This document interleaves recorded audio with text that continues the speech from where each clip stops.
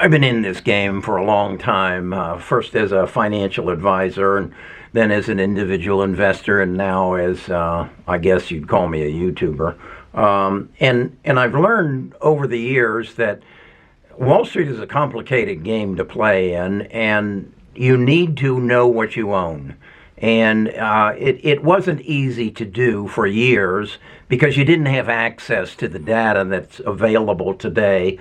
And the best data you can get is a company's balance sheet, because the reality is the value of a stock is based on the earnings of the company and the earnings per share and their PE ratio. And those two multiples give you the value of a stock. So if you know what the earnings per share are going to be in January of 2028, and you know what a fair PE ratio is, you can predict the price of a stock.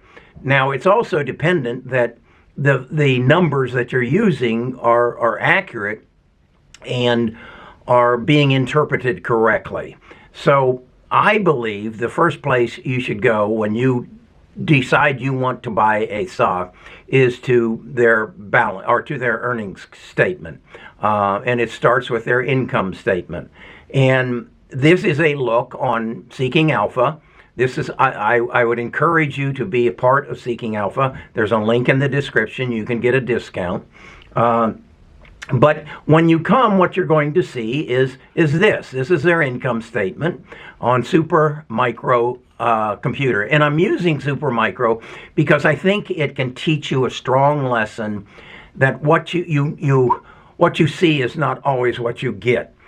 Sometimes they are doing a magic show, and their financial statement is an illusion. And I think that's exactly what's happening with SuperMicro right now. So the first thing you look at is their revenues. And as you can see, this is a tracking of their revenues from 2024 back to 2016. I choose to overlay an Excel spreadsheet so that I can interpret the numbers and make some sense out of them. So what you see here is I start with their revenue. And in 2024, they had $14,942,000,000 of revenue. And I copy that right here on my Excel spreadsheet and go across with the numbers all the way back to 2021 when it's $3,557,400,000. So that's important. Then what I do is I go to their balance sheet. I come over to their balance sheet and I see how many common shares there are. And as you can see, it's saying in 2024, it's 2.8 billion shares, up from 538 million, up from 481. And I copy those numbers into here because what I want to know is what is the revenue per share. Now, I can get that off their balance sheet, but I'm not confident with that number, and I'll show you why. As you can see here, it says they have common shares of 2.8 billion. But if I come down here and it says total shares outstanding, I see a number of 586 million. That's very close to the 538 that they had the preceding year. Now, how can that be? How can it be that they have common stock of 2.8 billion, but they're only saying total outstanding shares of 586 million?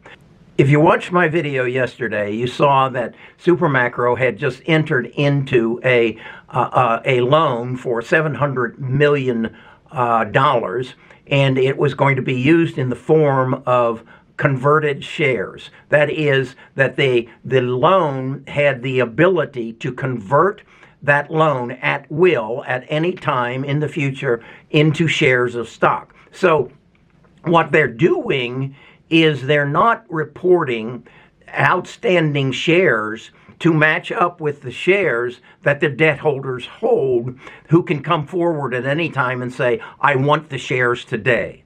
So they're in a box somewhere, but they aren't labeled as outstanding shares. And so what they're reporting on their statement, and when they do their calculations for revenues per share, they use this smaller number rather than the actual number of shares that are available. This is what I call magic. It's an illusion. So based on what they're telling us, they're saying, and they report it, their revenues per share in 2024, they said it was $26.88. Right there.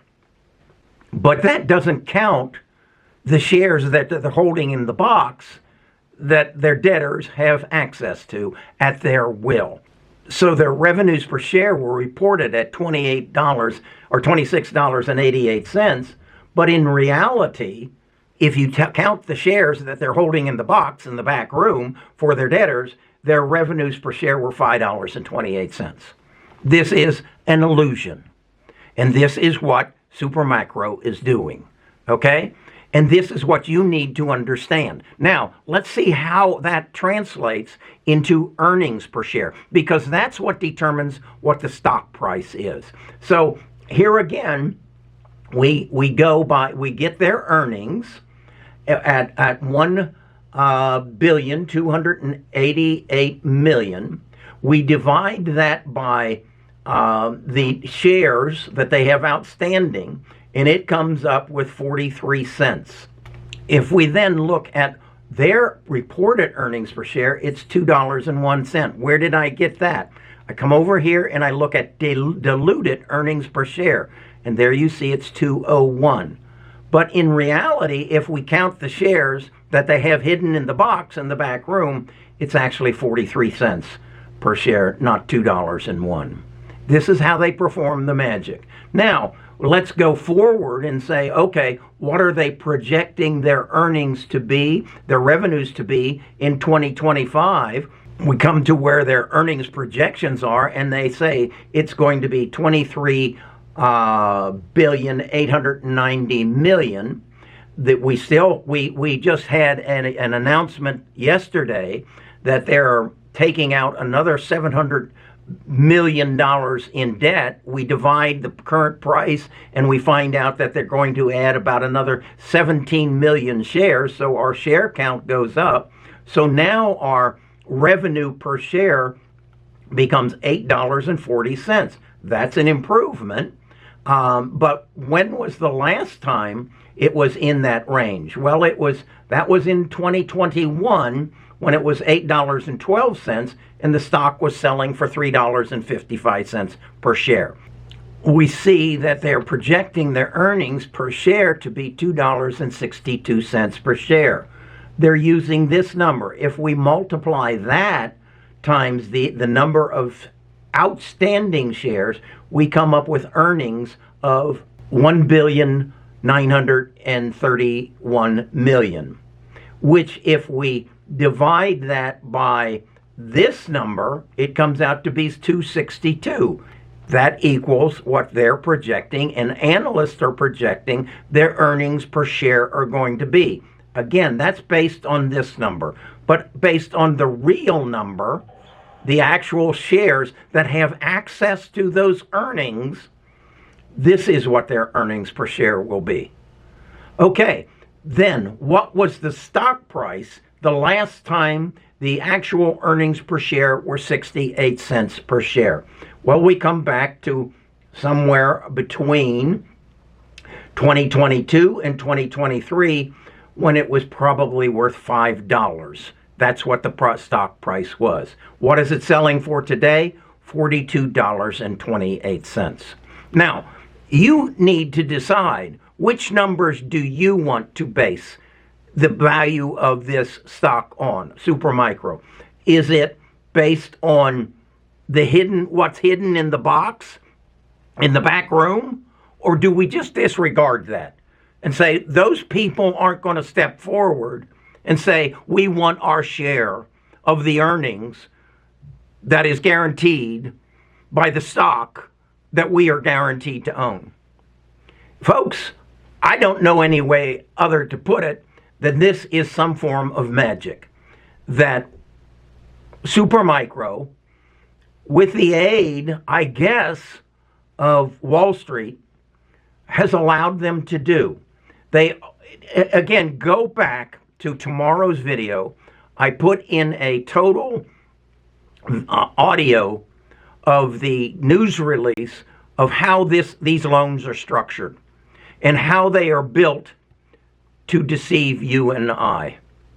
If you don't know what you own, and if you don't know how to read a balance sheet, and you've got a financial advisor, you best ask them, let's go look at a balance sheet, and you explain it to me. And explain that deviation, and ask them to look at SuperMicros. Set them up. That here are the number of outstanding. Let's go back and look at that. Ask them to explain this to you.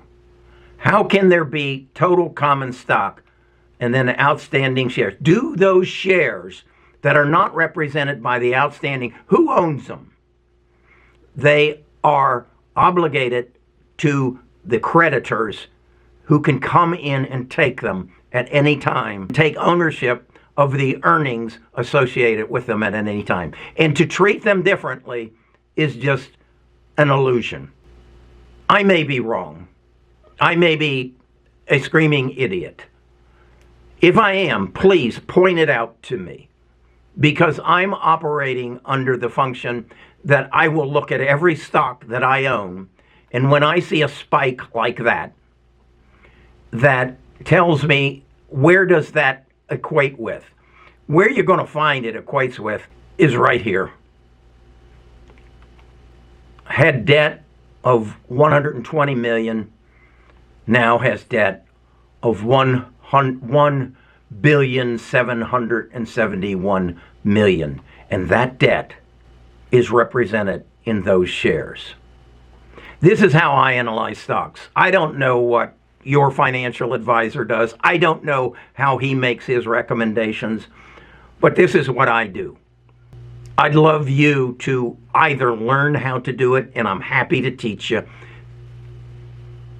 as a part of our tribe, or I'm happy to have you have access to the work that I do, so that maybe I can change your life.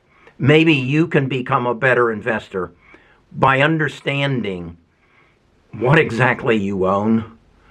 And I hate to say this, but some of the trickery that is being done to you in the name good investing, this is criminal in my mind. I think we are being exposed to similar non-truths coming out of Washington by pushing some aggressive people into the balance sheets of the United States government. And I guess what really disturbs me even more is when I see something like this. I knew it was going on in the government, but I didn't know how blatant it was going on in our business world. I'm Kerry Grinkmeyer. I'm a retired financial advisor. I have a tribe of people who I'm building to try to educate how to take care of themselves in this crazy world that we're choosing to be a part of, called Wall Street. This is criminal.